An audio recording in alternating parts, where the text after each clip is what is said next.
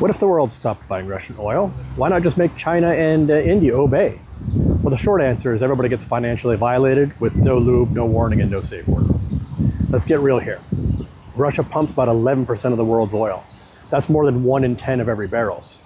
You can't replace that. You panic buy, you beg OPEC, and you start rationing gas like it's wartime London. What about Saudi Arabia? Can't they just pump more?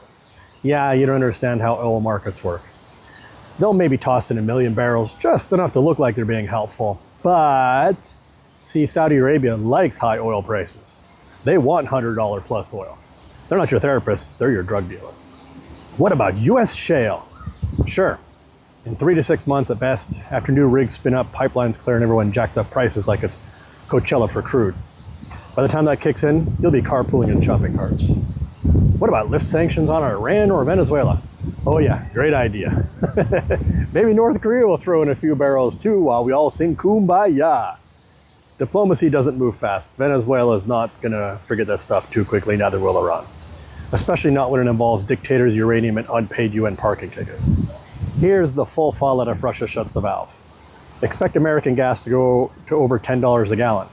For flights? Yeah, try a kayak and rowing. McDonald's? Fries now sold by the Satoshi. Yeah, because it's going to affect everything. Energy. Global economy. Flatlined. Nurse, we just lost Europe. Europe's already on a teetering, Europe's already basically in trouble. What are you going to do there?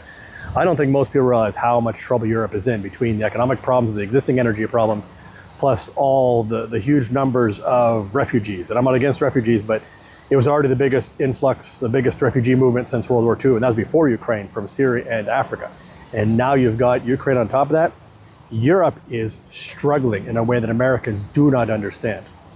The West wouldn't adapt. It would sob, print money, and blame China, TikTok, and probably astrology too.